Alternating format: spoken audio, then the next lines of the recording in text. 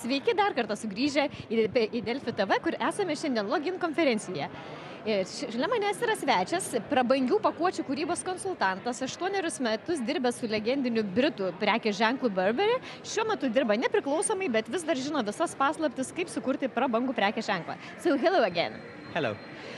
So, you're speaking about luxuries brands, and you yourself has been working for 8 years with Burberry, yes?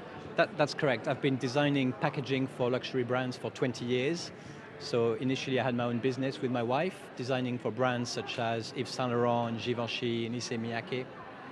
And then I did 8 years with Burberry as their director of packaging design, where I was in charge of all the fashion packaging as well as the beauty and the fragrances.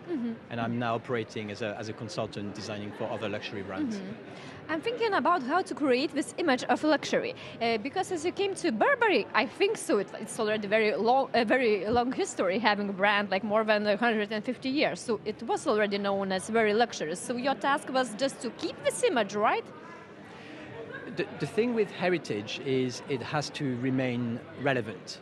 And so part of the day-to-day challenge when dealing with a heritage brand is how to leverage, make the most of all that wonderful heritage, but really making sure that it stays anchored in today's reality and that it stays relevant for what the consumers care about today. And speaking about this relevance to today, now we speak a lot about sustainability, and people maybe even don't want to be known as who like luxuries brands. What do you think about it? Because we think it is kind of wasting of money, because maybe you can do something more meaningful. Well, I think the first thing to say is that sustainability really does matter even in the luxury sector. So some people might think that because it's luxury, it doesn't matter. What matters more is to make an amazing piece of packaging. But in my experience, luxury brands really do care about sustainability. And really, I like to look at it as an opportunity from a creative standpoint to deliver something that will meet the requirements of the consumer in terms of their expectation on sustainability, but still delivers on an amazing luxury brand experience. And if you have a task to bring new brand, like an image to create for it, where do you start from? It's a new brand, nobody knows it, so why it's already luxury? So in the case of a new brand, you haven't got heritage that you can tap into. But really, what defines luxury is obviously the quality of the product, but also the point of view. What matters is to know what you stand for and to be a leader in that point of view. So the way I approach a brand that does not have a heritage is really to look at what are the brand values, what is the story that the brand wants to tell. So there are still truth about this brand that you can use in order to come up with a design that is really specific to that brand. So you need also communicators' help. It's not enough to have great design for a luxuries brand. No, I mean, the message from a luxury brand is really multi-channel. So it's about how your store looks, how your website looks, your copywriting, and packaging is one of the stakeholders in that whole army of tools that a brand has to communicate. And it's really important that all of these components tell the same story, and that's what I describe in my talk as the dream bubble. You know, it has to tell the same story.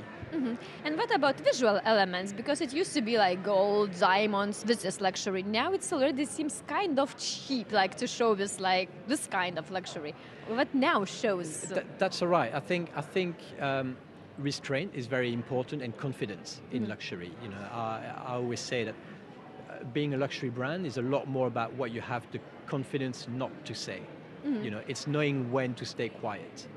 And it's true that a few years ago, you know, you would put gold on something and it would make it instantly luxury, but we've seen a real democratization of these processes. So now it's very easy for a supermarket brand to have gold on it. And so that is now not exclusive to luxury. So that's why luxury brands have had to look elsewhere to express their values in packaging. And you also speak about pragmatism. It's also related, so how it can go along with luxury. Is it like, okay, maybe it's contradictory, no?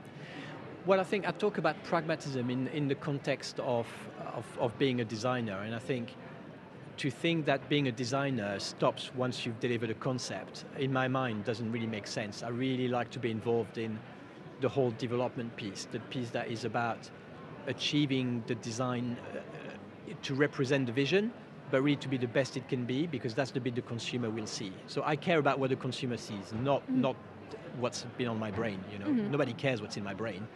People care what's on the shelves. And as you just go somewhere here in the crowd and you watch people, do you notice this is luxury brand, this is not luxury brand? Is it like easy to recognize? I mean, I don't go around judging people going, your handbag is terrible. So I think no, it's the short answer. I think when you look at, when you're in a retail environment, for instance, you look at, does this brand project itself in the right way? And that's where there are opportunities. A lot of the clients that come to me because there's a mismatch between the positioning that they want to achieve for their brand and the way that their brand is represented through their packaging. So it's about matching what the brand wants to say with what it's actually saying through its packaging. And is it a challenge for some brands? Because I'm thinking about Dolce & Gabbana, Gucci, it's still very famous. But for some people, it seems like it's even not a good taste to show I'm with Dolce & Gabbana and we're trying to hide it somehow. So how should the brand managers to behave for this problem? Well, I think that particular issue comes and goes. You know, there's cycles, and there are times where showing off a logo is very fashionable. Sometimes where it's more about being discreet. But I think really, I'm hoping we're moving away from the trends and from that as a fashion, and it's more about what the individual feels comfortable with. You know, and you know, I don't think there's one answer. So some brands will do really well out of being all about the logo and very, very ostentatious, and some brands are a lot more about being reserved and confident and quiet. You know, it's like people.